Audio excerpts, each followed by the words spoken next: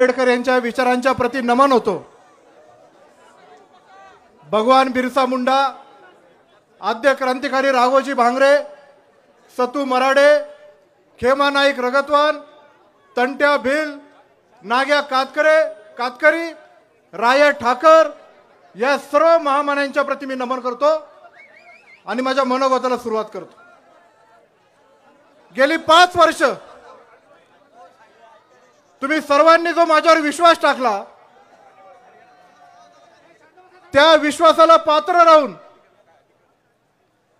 मी जुन्नरकरांची प्रामाणिकपणे सेवा करत आलेलो आहे। कुठला पक्ष पाहिला नाही, कुठला गटतट पाहिला नाही, जाती धर्मामध्ये भेदभाव केला नाही, पण या जुन्नर तालुक्यातला प्रत्येक नागरिक हा माझा आहे आणि त्या अनुषंगाने प्रत्येकाला न्याय देण्याचा प्रयत्न केला।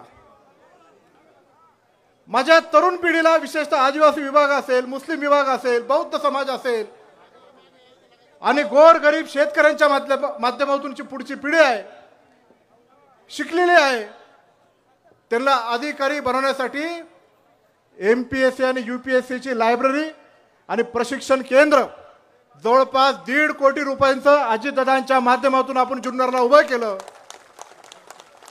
आणि ही दिशा आणि विजन आपण आपल्या तालुक्याला दाखवलेली आहे। या महाराष्ट्रामध्ये मॉडेल फोर्ट म्हणून शिवनेरी किल्ल्याचा विकास वल्लभशेठ बेनके साहेबांनी चालू केला आणि आजपर्यंत जवळपास 83 कोटी रुपयाचा खर्च आपण केलेला आहे। महाराष्ट्रात जेवढे गड किल्ले आहेत त्याच्यात 1 नंबरचा किल्ला कुठला असेल तर तो शिवनेरी किल्ला आहे आणि तो सर्व माननीय अजितदादा पवारमुळे झालेला आहे।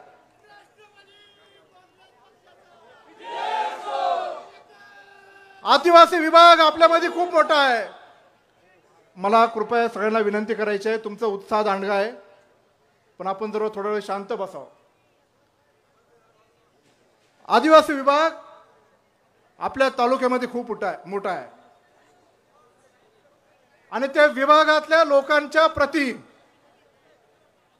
अधिकचं काम आपण जुन्नर तालुक्यामध्ये केलेलं पाहायला मिळत असेल। प्रत्येक गावोगावी रस्ते, वाड्या वस्त्यापर्यंत पाणी पोहोचवण्याचं काम केलं, अनेक बंधारे तिथे निर्माण केले,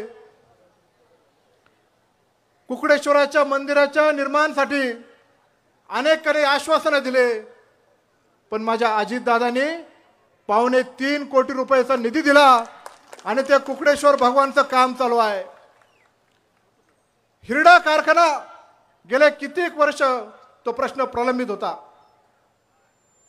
कायद्याला बगल दिली, पण माझ्या आदिवासी बांधवांच्या प्रति हिरडा कारखाना पुन्हा एकदा चालू होण्यासाठी स्पेशल केस केली आणि जवळपास 12 कोटी 90 लाखाचा प्रोजेक्ट सँक्शन केला आणि त्यातले 2 कोटी अदा सुद्धा केले। इथं काळूदादा शेळकंदे आणि मारुती वाळ आहेत, हे सगळेजण हिरडा कारखान्यासाठी अहोरात्र प्रयत्न करत होते, झटत होते, कोणी केलं नाही। केलं मात्र आपल्या नेत्यांनी, ज्यांचं नाव आहे अजितदादा पवार। मी मागच्या इलेक्शनला सांगितलं होतं की आदिवासी महामानव क्रांतिकाऱ्यांचं स्मारक आपल्या जुन्नर तालुक्यामध्ये उभं केल्याशिवाय मी राहणार नाही। भगवान बिरसा मुंडा असेल, राघोजी भांगरे, सतू मराडे, खेमा नाईक रगतवान, राया ठाकर आणि नाग्या कातकरींचं स्मारक सुद्धा आम्ही निर्माण केलेलं आहे। 50 लाख रुपये अजितदादांनी दिले। सरकारचा पैसा पुतळ्यासाठी खर्च करता येत नाही, मी माझ्या स्वतःच्या खिशातले 15 लाख रुपये दिले आणि ते सर्व पुतळे निर्माण केले आहेत। का तर त्या समाजाप्रती अधिकचं ध्यान देण्याचं शिकवण मला वल्लभशेठ बेनके साहेबांनी दिलेले आहे आणि अजितदादांनी ते पाठबळ दिलेलं आहे। प्यासा भरतीचा अनुशेष असेल, आदिवासी बजेट 9.36 कोटी द्यायचा असेल, गेले अनेक वर्ष मिळत नव्हता, पण दादा अर्थमंत्री झाल्यानंतर आदिवासी विभागातला संपूर्ण बजेट हा विशेषतः आदिवासी विभागासाठी आपण दिलेला आहे। तीच गोष्ट मुस्लिम समाजासाठी, मुस्लिम बांधवांना एवढा कधी निधी आजपर्यंत पाहिला नव्हता। मोठ्या प्रमाणामध्ये निधी देण्याचं काम आम्ही केलं। पिंपळगावच्या राम मंदिरासाठी आदरणीय दादांनी 1 कोटी रुपये दिले, 1 कोटी। त्याची वर्क ऑर्डर होऊन काम सुद्धा चालू झालेलं आहे। अयोध्येला जेव्हा राम मंदिर निर्माण होणार होतं तेव्हा बेनके परिवारांनी सर्वात जास्त देणगी या तालुक्यातून दिली ती 1 लाख रुपये आम्ही तिथे दिलेले आहे। परंतु सर्व जातीतल्या देवधर्मांच्या प्रती काम करण्याचं आम्ही काम करत आहे। आरोग्याचे दवाखाने उभे केले, ओतूरचा ग्रामीण रुग्णालय आपण उभं केलं, आता काही दिवसात आपण चालू करतो। नारेंगावला 100 बेडेड हॉस्पिटल उभं केलं, जुन्नरला नवीन 100 बेडेड हॉस्पिटलची मान्यता दादांनी दिलेली आहे। चिलेवाडीच्या पाईपलाईनला 100 कोटी रुपये दिलेत, वडा उपसासाठी 35.5 कोटी रुपये दिलेत। अशी अनेक कामं आपण केली। या कुकडी प्रकल्पातलं पाणी शिवारापर्यंत पोहोचवण्याचं काम गेल्या 5 वर्षामध्ये आपण केलेलं पाहिलं। म्हणूनच या जुन्नर तालुक्यातल्या सर्वसामान्य जनतेने मला एक नवीन पदवी दिली, पाणीदार आमदार म्हणून। पण आपल्या पाण्याचं आता रक्षण केलं पाहिजे। काही लोकांचे मनसुंबे अत्यंत वेगळे आहेत। महाविकास आघाडीचे जे उमेदवार आहेत त्यांचे प्रदेश अध्यक्ष 8 दिवसापूर्वी इथं आले होते दादा, आणि आल्यानंतर ते आपल्या जुन्नर तालुक्याच्या लोकांसमोर काय म्हटलं माहिती का तुम्हाला? काय म्हटलं तुम्ही ऐका, लाव रे तो व्हिडिओ।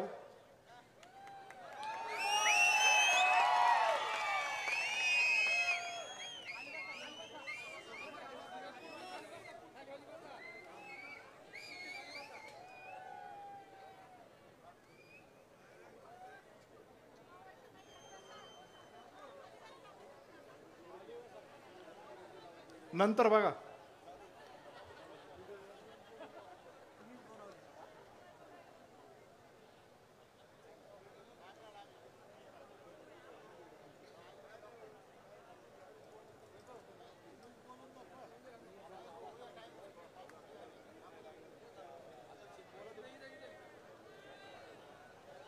आपल्या पाण्याचं रक्षण करणं आपल्याला खूप गरजेचं आणि महत्त्वाचं आहे। अनेक भाषणं आपण खालच्या लोकांची ऐकतो आणि विशेषतः त्यांच्या विभागासाठी पाण्यासाठी त्यांचा मानस असेल याच्याबद्दल दुमत नाही, पण जुन्नर तालुक्याने योगदान आणि आंबेगाव तालुक्याने योगदान धरणामध्ये खूप मोठ्या प्रमाणात दिलेलं आहे। धरणामध्ये आपल्या जुन्नर तालुक्यातल्या लोकांचे जमिनी गेलेल्या आहेत। करमाळ्याला गेलो होतो परवाच, पहिल्यापासून लावा रे।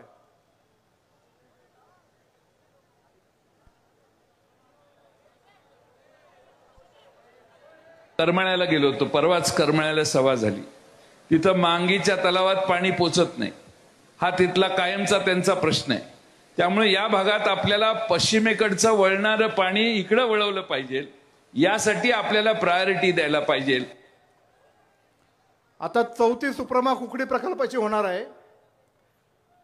त्या 4थ्या सुप्रमामध्ये फेर जल नियोजन ते होणार आहे। त्याचा पहिला अधिकार कोणाचा आहे? जुन्नरकरांचा आहे। आणि त्यांचे प्रदेश अध्यक्ष आपल्याच तालुक्यामध्ये येऊन फेर जल नियोजन झाल्यानंतर करमाळ्याला पाणी नेणार आणि त्यांचेच लोक खालून टाळ्या वाजवतात। हे काय योग्य आहे का? अरे आपल्याला फेर जल नियोजनाचं पाणी आणि पठारावर न्यायचंय। वल्लभ शेठचा मुलगा जिवंत आहे तोपर्यंत जुन्नरच्या पाण्याला कोण हात लावू शकणार नाही। आपल्याला पाणी कोपऱ्या मांडव्याच्या बंदरामध्ये न्यायचंय। कर्जत जामखेडच्या युवराज जर म्हणत असतील आम्ही आमचं पाणी पळवू, अरे छत्रपती शिवाजी महाराजांच्या जन्मभूमीतले आम्ही मावळे आहेत आणि त्यांच्याच हाला हाल मिळून आपल्या तालुक्यातले लोक जर त्यांच्यासारखं वागत असेल तर तुम्हाला लाज वाटत नाही का? अहो शेतकऱ्यांसाठी जीवाचं रान करणारे आम्ही आहोत। पाण्याच्या संरक्षणासाठी आजपर्यंत दादांनी प्रयत्न केलेले आहेत। त्यांना पाणी मिळालं पाहिजे याच्याबद्दल दुमत नाही, पण आमच्या हक्काच्या पाणीसाठी परकीय असू तर स्वकीय असू कोणी जरी आमच्या समोर उभा राहिला, या जुन्नरचं पाणी आम्ही काय हटून देतच नाही. अजून काय पुढचं भाषण, लाव रे तो व्हिडिओ.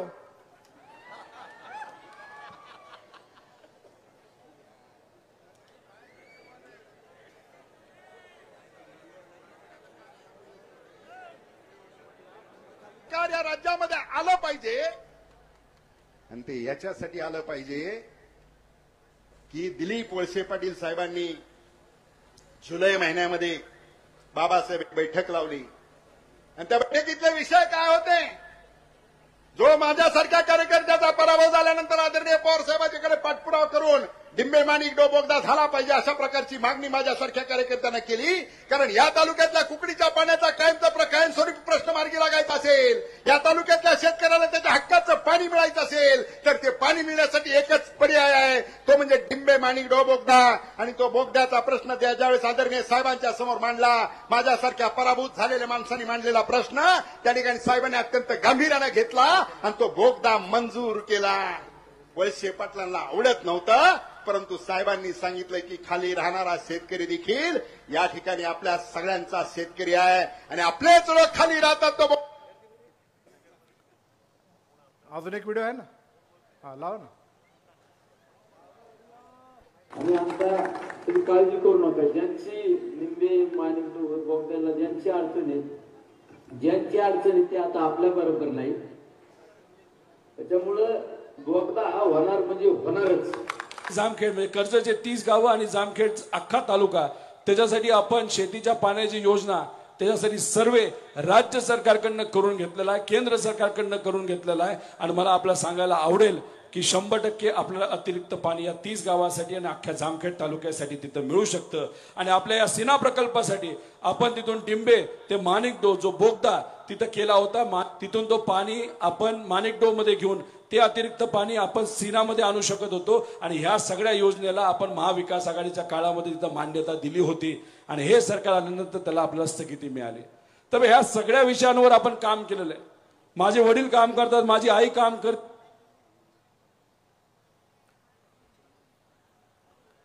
आता तुम्हीच मला सांगा, डिंबे ते माणिकडो बोगदा हा वरच्या पातळीवर व्हायला पाहिजे. तो जर तळाला केला तर त्याची लेवल माणिकडो धरणापर्यंत येत नाही. तो जर तळाला केला तर डायरेक्ट कुकडी नदीमध्ये पाणी सोडायला लागेल आणि KLBCनी सगळं पाणी खाली जाईल. वरच्या पातळीवर जर झाला तर डिंब्यातून माणिकडोला पाणी येईल. खालच्या तळाला जर झाला तर डायरेक्ट KLBCला पाणी जाईल आणि डिंबा डावा कालवा हा बंद पडेल.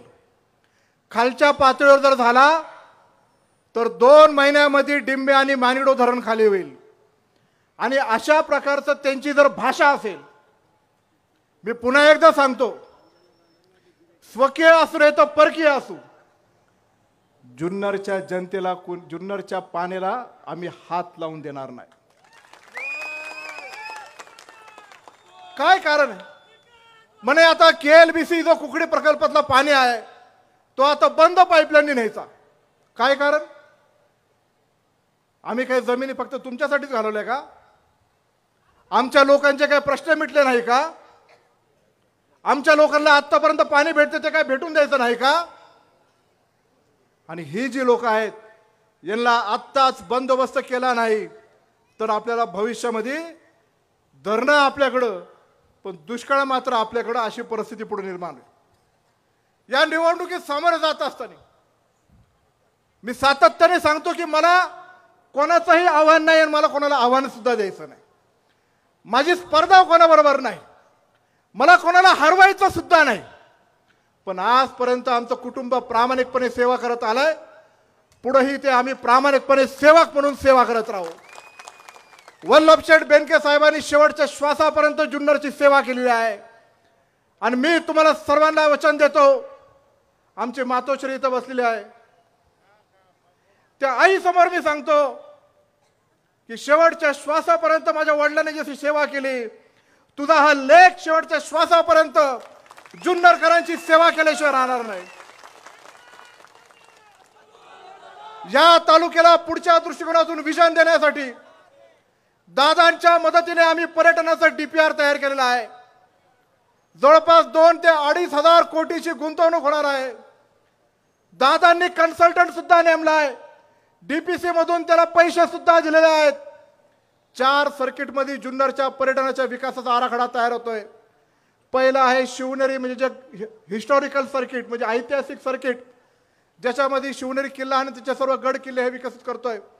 दुसरं आहे आध्यात्मिक सर्किट, ज्याच्यामध्ये लेण्याद्री असेल, ओझर असेल, अनेक देवस्थानं, गुप्तो विठोबा, रंगदास स्वामी, रामदास स्वामी असे अनेक, कपर्तिकेश्वर, वडदचा खंडोबा असे सगळे त्याच्यामध्ये सहभाग घेतले. धामणखेलचा खंडोबा पण आहे. आदिवासी विभागातले देवस्थान घेतलेले आहेत. निसर्ग संपन्न असणारे नैसर्गिक सर्किट हे तिसरं सर्किट आहे. आंबे हातवीज आणि हिवरे पठारावर जसं साताऱ्याला कास पठाराची डेव्हलपमेंट केलेली आहे, तशी फ्लोरा आणि फोना म्हणजे जैवविविधता जतन करण्यासाठी तो पठार आपण डेव्हलप करतोय. कैलासनगर इथे अलेक्झांडर गिब्सन पार्कचं पुनर्निर्माण करतोय. एक नवीन जगातलं बॉटॅनिकल गार्डन तिथे उभं राहणार आहे.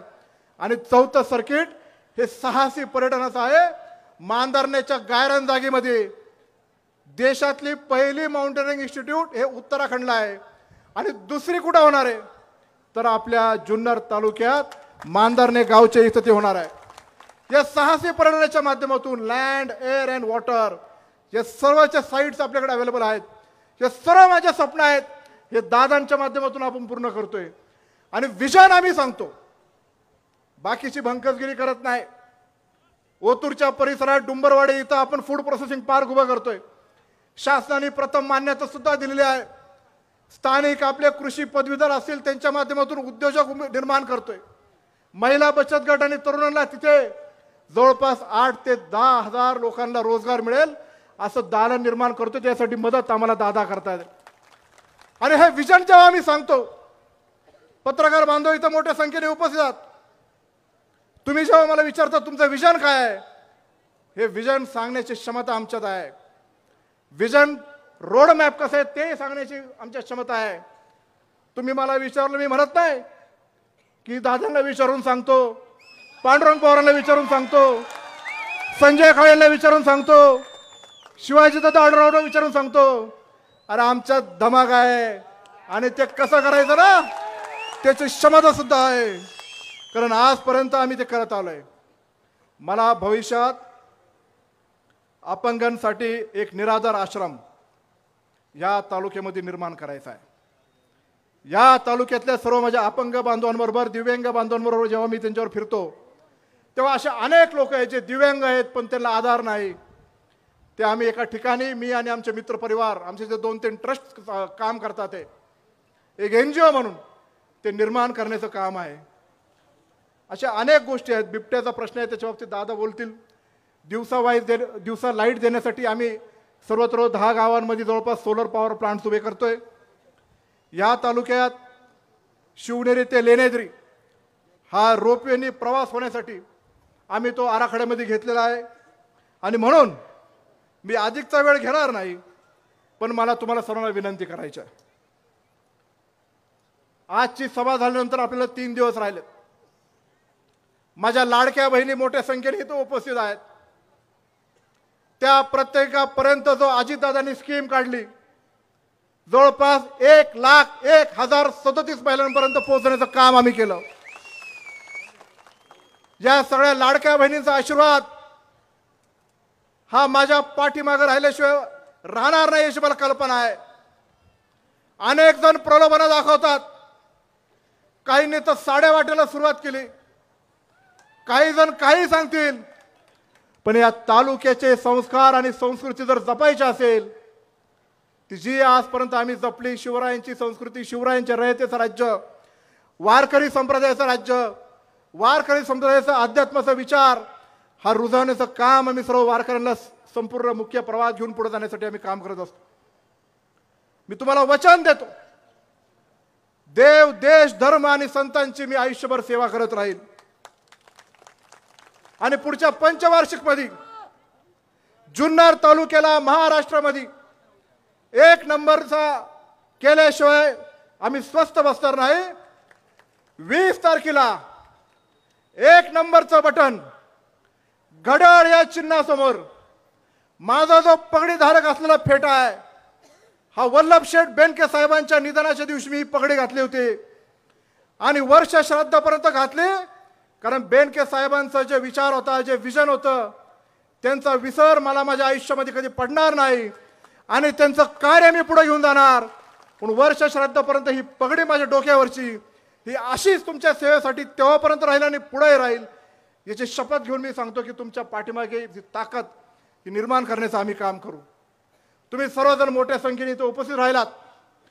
जागेअभावी जरा सर्वांना उभं राहावं लागलं, पलीकडच्या शेडमध्ये बसावं लागलं, पण एवढ्या मोठ्या संख्येने तुम्ही माझ्यावर प्रेम कराल असं मला सुद्धा वाटलं नव्हतं. म्हणून जुन्नरकरांनी ठरवलंय काय, हे आता चित्र स्पष्ट झालेलं आहे.